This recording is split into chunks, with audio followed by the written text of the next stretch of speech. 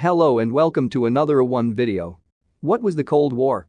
Wikipedia defines the Cold War as a state of geopolitical tension after World War II between powers in the Eastern Bloc, the Soviet Union and its satellite states, and powers in the Western Bloc, the United States, its NATO allies and others.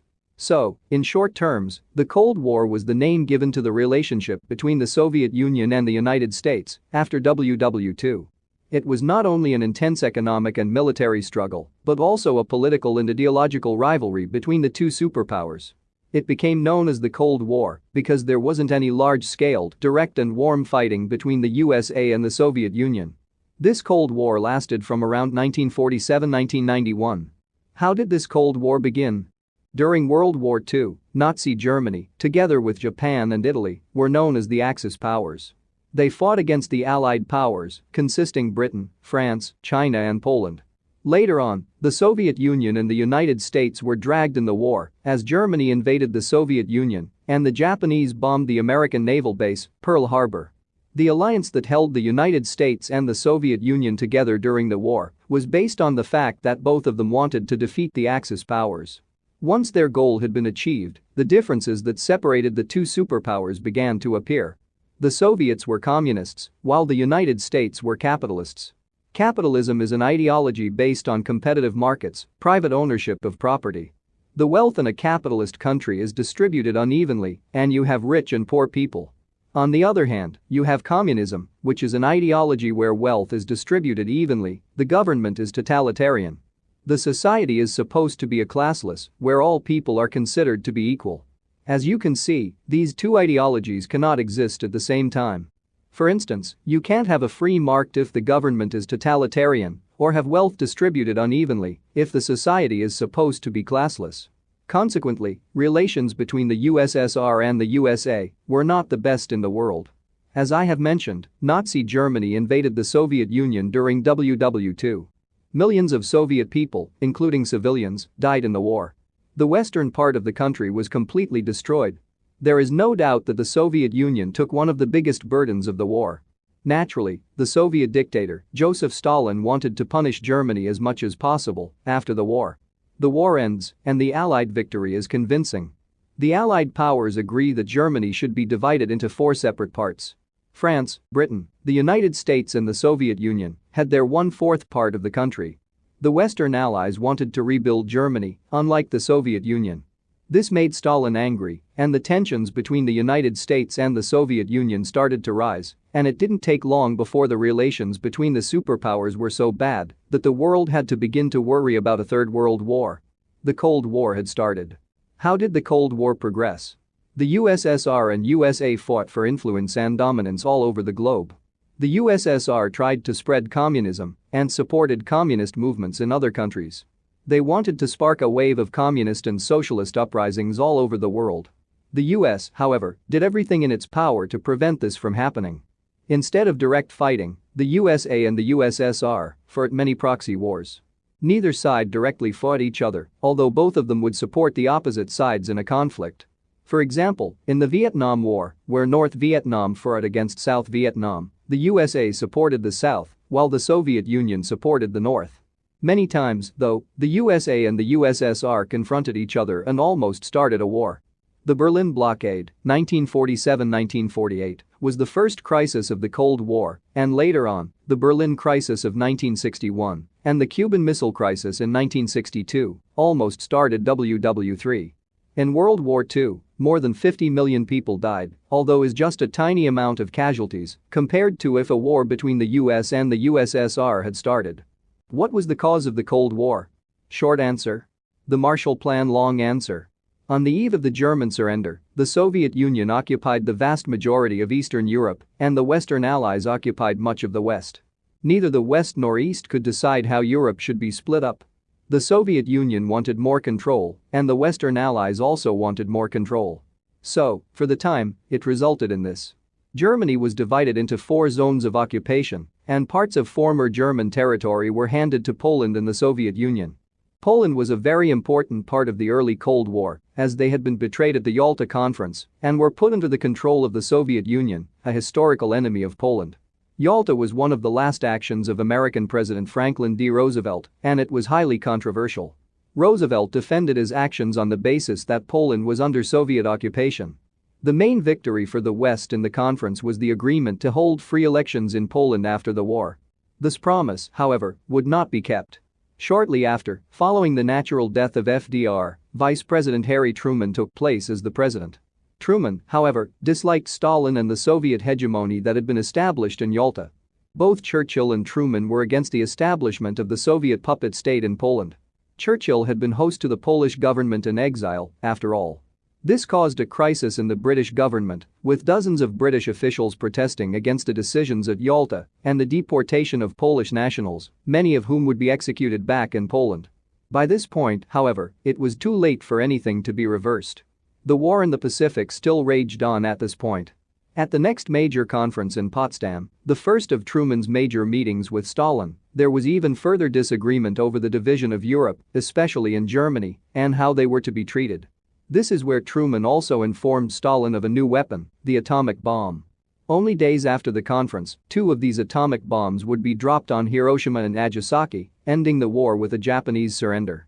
This yet again caused another rupture in West-East relations. Stalin was furious over the lack of Soviet influence over the Japanese mainland.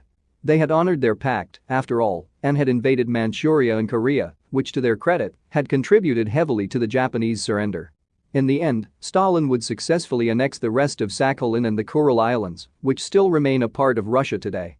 Back in Korea and Manchuria, an agreement was made to split Korea at the 38th parallel, as the United States feared the Soviet Union would gain control over the entire Korean peninsula. Though this was originally done with the creation of a unified Korean state in mind, increasing tension elsewhere made this division permanent. Marshall Plan. Back in Europe, we have what ultimately cemented the Cold War into place: the Marshall Plan. The plan was a replacement for the original plan on the treatment of Germany, called the Morgenthau Plan. The Morgenthau Plan essentially meant to turn Germany into a non-industrial agrarian state. All of the industries were to be dismantled, and ultimately millions would have starved. However, this idea was quickly thrown out in the West and only partially adopted in the East. In 1946, Churchill made his famous Iron Curtain speech, which only served to further cement antagonism between the Allies and the Soviet Union. In 1947, President Harry Truman adopted the Truman Doctrine. The Truman Doctrine was the basis for the position of the United States against communism for the rest of the century. Greece was in the middle of a Soviet-sponsored civil war. The Truman Doctrine allocated $400 million towards aiding the Greek royalists against the communists after Britain had exited the conflict in 1947. The new foreign policy of the United States was known as containment. In June 1947, the Marshall Plan was enacted, and $13 billion, equivalent to $190 billion today, was allocated to help Europe recover from the war. This plan, however, was a deliberate way of non-violently wresting control of Eastern Europe from Soviet control. The Marshall Plan funds were offered to the Soviet Union. The Soviet Union countered this by creating the less successful Molotov Plan, and they would ultimately bar funds from reaching their puppet states, aside from Yugoslavia, who would gradually split from the Soviet sphere of influence in 1948 despite being communist. The Marshall Plan came with some opposition in the United States, especially with the fact that Germany was being refunded and rebuilt. However, in 1948, the Soviet Union executed a coup in Czechoslovakia, and the ensuing scare threw any opposition out of the window. The Marshall Plan was fast-tracked in order to prevent any other Western countries from falling under the Soviet sphere of influence. France and Italy were provided extra aid in order to prevent them from falling under communist influence. In Italy, the 1948 election shines as an example of how the Marshall Plan shaped politics. The Christian Democracy Party only narrowly defeated the communist FDP and the Socialist Unity Party. In Greece, the Royalists would ultimately win the civil war as a result of Marshall Plan aid. However, the crisis was not over yet. The Marshall Plan resulted in the rebuilding of Germany and the reindustrialization of the country. The Soviet Union instituted the Berlin Blockade, which prevented any supplies from getting into West Berlin under Western occupation. The response was the Berlin Airlift. This was a very tense time in regards to Germany, although Stalin did not disrupt the airlift as he too feared open conflict. Eventually, he backed down, and West Germany was able to institute the new Deutschmark. North Atlantic Treaty Organization in 1949, The United States established the North Atlantic Treaty Organization, more popularly known as NATO. Soon after, the Soviet Union detonated its first atomic weapon. Shortly after that, the Soviet Union would establish the last of its European puppet states, this time in East Germany. This would be one of the last defining moments in the split of East-West relations. The Korean War in 1950-1953 was the first of the proxy wars of the Cold War, and following the death of Stalin, the Warsaw Pact would be established in 1955 to officially counter NATO. The Cold War had finally begun. How could the Soviet Union have won the Cold War? The Soviet Union actually was winning the Cold War until the mid-1960s. It had successfully taken nearly half of Europe and made it part of the Warsaw Pact. The Korean peninsula was half divided, China had become a socialist state, and India had also come under its orbit. In Vietnam, a successful war of attrition was being waged, and the US was losing this war day by day. In terms of weapon production, they were not only keeping up the US, but in terms of overall nuclear weapon production, they were ahead. Their space program was also ahead of the US as they had been in space first and launched satellites first and understood the concepts of space earlier on. Their real issue came up because in the early 1970s the price of oil skyrocketed and they benefited. They had no real economic reason to even begin to make their internal economy more efficient. They had emulating the IBM System 360 mainframe computer successfully and built a supply chain to produce it. They believed this would be enough for their needs as the whole world used this mainframe for their most advanced design uses. But things were about to change in the early 1970s, and even in the Western world, the new miniaturized computers were viewed with skepticism for they lacked applications, and even in the few cases when applications were developed, they would freeze and be undependable. The Soviet Union, due to Marxist philosophy, believed in creating means of production, but not the necessary catalysts for radical advancement or departure once a product came into production. Items were improved in the Soviet model, but this slow evolution was not suited to the technology field after the development of the microprocessor, where massive capital expenditures would take place without any guarantee of a return. In the 1970s, the Soviet Union would on a small-scale experiment with miniaturization of computers and use of compilers. But the Soviet Union would go back to write programs in machine code for much of the 1970s, as this is what its small cadre of computer experts were comfortable with. Soviet designers were encouraged to pirate new hardware designs from the West. And this thus began a process of excellent schematic prowess but incredibly bad production quality. Many personal computer designs were cloned successfully. But the production of disk drives would become a disaster, as disks written on one computer could not be read on another. In this time, this was a problem in the US as well, but not to a great extent. The Soviet Union would successfully produce a computer similar to a Commodore, known as the BK0010. This machine could generate only 4 shades of based rendering. But the Soviet Union was able to mass produce it. Another success was the Vector 06C. This computer could display 256 colors, and this made it competitive with Western-based computer systems of the day for graphical ability. By 1989, the Soviet Union had even developed a functioning IBM clone. But with high product failures, each unit was a small fortune for a Soviet user in cost. The issue would become that due to US regulation via COCOM, the Soviet Union had a time lag of about 5 years by 1989. Even in the 1980s, when these restrictions were relaxed, only i-8086 level computers could be exported from the US. This would lead to a massive technology gap, as by 1989, the i-80486 became the flagship Intel processor. This widespread technology disadvantage became a drain on currency and competitiveness. The US would successfully place software bugs on many programs the Soviet Union had pirated from the West. A great economic loss was suffered in 1982 when the Soviet Union had a computer system malfunction which regulated a main pipeline in Siberia. Increased valve pressures developed, and the internal components could not deal with this, and a massive explosion followed. Yet the Soviet Union was the only nation outside of the Pacific Rim nations and Western Europe which was able to develop a supply chain to produce computers on its own. Had the Soviet Union been more proactive in the early 1970s, it would have been able to develop a far more competitive computer industry and been able to export these products to allied nations. This lack of focus on technology came about due to a belief that oil prices would remain high, thus, the Soviet system could be left alone without the added stress of mixing new technology across the entire spectrum of production. In other words, the computer field was viewed as an independent field which did not need to be integrated in every aspect of Soviet life. It was not until the 1980 Olympics, which were in the USSR, and the one-time importation of newer mainframes for the purpose of managing foreign Olympic teams and tourists coming from abroad, that the USSR saw just how far they were lagging behind in the technology of vast sectors their economy. Those who spoke vocally about this were encouraged to hush up, as Soviet Union did not want its citizens to know. This experience would create an even greater desire for change after Mikhail Gorbachev's reforms.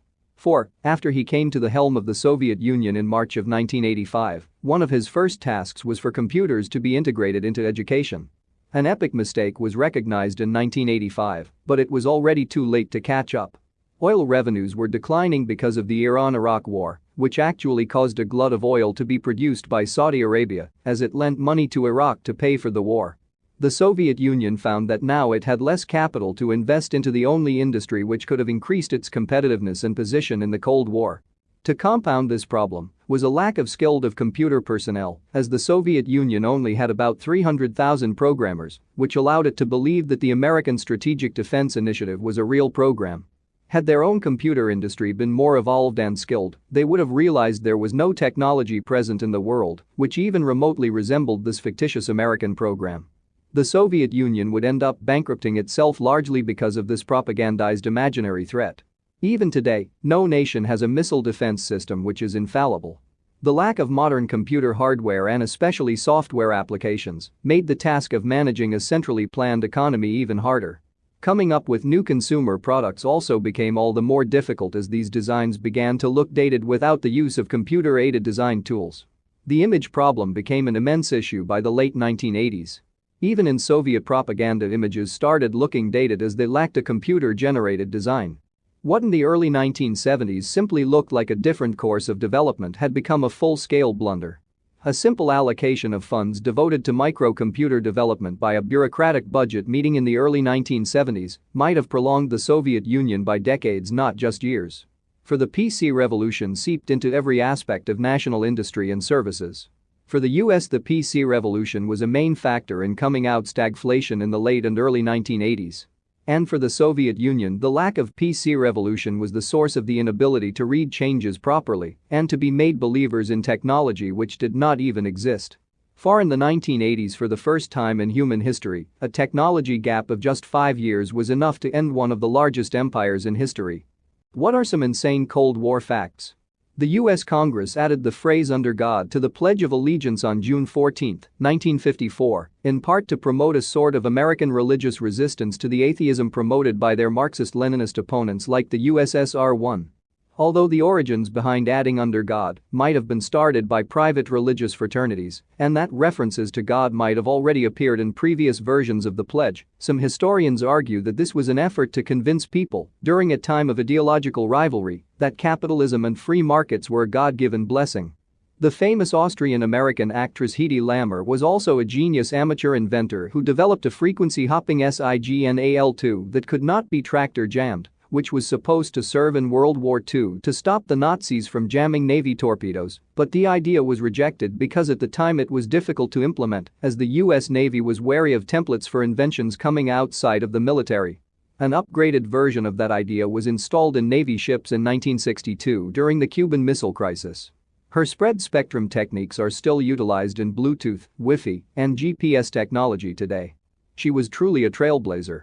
A joint mission between the US and the USSR to the moon was planned.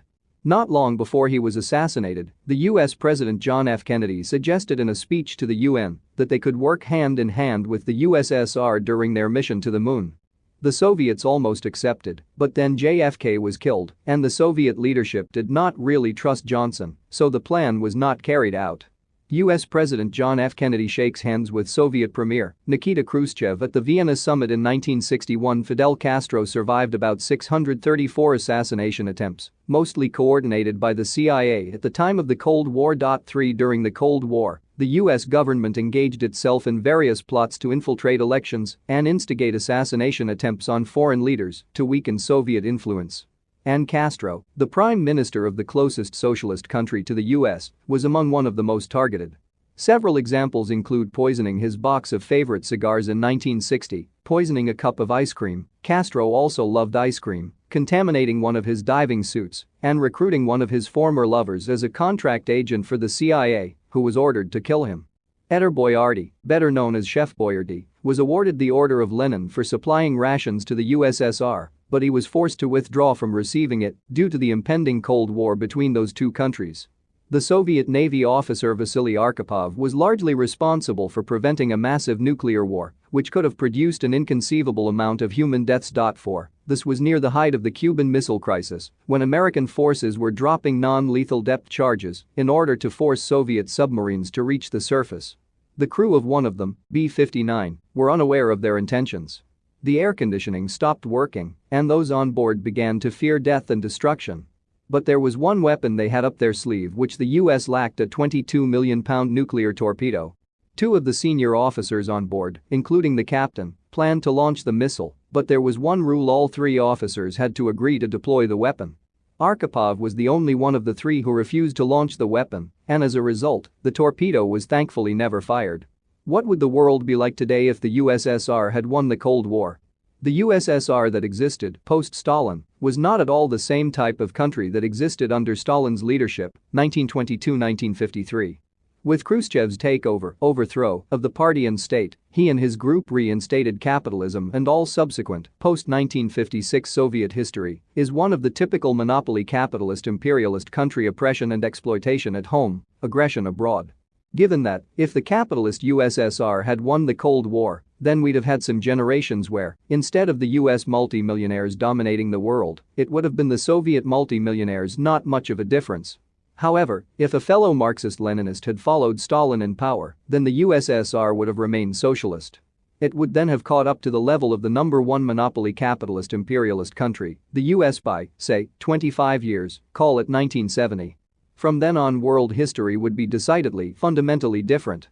The USSR would not have fallen, not when it really did in 1956-1965, nor when it seemed to 1991, but instead would have done all of the following: 1. Continued to outcompete the capitalist countries, going from strength to strength and forcing on them a much more peaceful world. 2. Continued to support the socialist camp, the dozen or so other countries who, post-WW2, were turning towards socialism, though, among them, only Albania achieved that. And 3. Continued to support revolutions and revolutionaries around the world, as well as support the world's working class and peasantry still living under capitalist rule.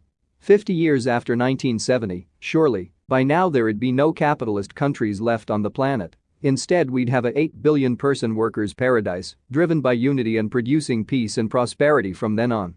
When did the Cold War begin? The Cold War as we know it started in March 1946, when the USSR was tightening its grip over Eastern Europe and also trying to gain a foothold in Iran and Greece. The ensuing decades of hostile policies, competition for influence, and, of course, the arms race between the former allies were rightly called war because the sides showed little to no desire to compromise, the zero-sum game attitude. Yet, the war was termed cold because no side was interested in experiencing a World War III, a sentiment that made room for a few détentes and arms control reduction arrangements. However, in a broader historical context, World War II was just a forced armistice between the USSR and her Western allies. The enemy of my enemy is my friend. Their views on a perfect world order differed no less strongly before the war than they did after it. So once the war was over, the old differences resurfaced. They also became more manifest as the USSR was much stronger militarily as compared to the pre-war years. And even though the idea of a world communist revolution cherished by the early Bolsheviks was abandoned, the goal to spread communism remained part of the USSR's political doctrine. So we can really talk about Cold War I, 1917 to 1940, and Cold War II, 1946 to 1989, as the less and the more intense manifestations of the same ideological conflict between communism and the Western, European, socio-economic and political institutions. Has the Cold War really ended? I don't believe it ever ended. What was the Cold War really about? The same thing most wars have always really been about: economic dominance. The Cold War was a fight for dominance between two competing economic blocs, the American and the Soviet. It was called a Cold War because, unlike previous wars for economic dominance, the two countries did not engage in a direct military conflict. By 1950, Both had nuclear weapons and both wanted to avoid the consequences of an all-out atomic war. Military conflict itself, America's invasion of Vietnam, was allowable in a Cold War as long as the two sides didn't engage the nuclear option. Coming out of World War II, the last remnants of the 19th century British and European trading blocs had finally been destroyed. At Bretton Woods, the USA engineered the greenback as the currency for the new bloc. The Russians, for a variety of valid reasons, didn't trust the Americans, and vice versa. Neither did the British, but there wasn't much they could do about it. There is copious evidence that the USA deliberately engineered the conditions of the Marshall Plan to make it almost impossible for the Russians to participate, and they succeeded. The Marshall Plan was designed to buy the economies of European countries and bring them into the American trading bloc with a faux kind of aid. Most of the money never left the USA, it was more like a line of credit they could spend on American goods and services, with a deferred payment plan.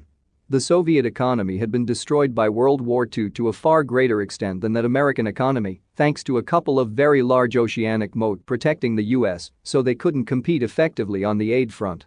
They needed everything they had to rebuild their own economy. Approximately 20 million people died in the USSR during World War II, compared to about 400,000 Americans. So the economic blocs were created in the late 40s, and then they fought over control of them for the next 30-odd years. The other component of the Cold War involved countries who were only very loosely aligned to the USSR becoming communist, e.g. China, Vietnam, Cuba, North Korea, etc., as a way to end colonialism and create better living conditions for their people, something only communism was interested in doing, because the capitalist countries were happy to continue to trade with the colonial powers despite the living conditions of the indigenous people. For evidence, witness the American support for the re-establishment of French colonial authority over Indochina after World War II. The USA was determined to try to keep those countries inside their trading bloc and outside of the Soviet bloc, so they engaged in a range of economic and military actions to try to prevent communism from becoming successful in those regions. So where does that leave us today? The battle for economic dominance continues, mostly led by the USA on one side and a small group of non-aligned countries on the other side. The growing anti-Russian narrative in the USA over the last few years is evidence that the Russians are still seen as strong potential competitors, as is the series of American attempts to destroy the Venezuelan economy political system after the election of Chavez, Trump's trade war with China and the regular illegal American sanctions against North Korea, Cuba, Iran, etc. The recent American-led invasions of Iraq and Libya were also mainly driven by economic objectives, as both countries were trying to engineer non-aligned economic trading blocs. Thank you for watching. Please don't forget to like, share, subscribe the video.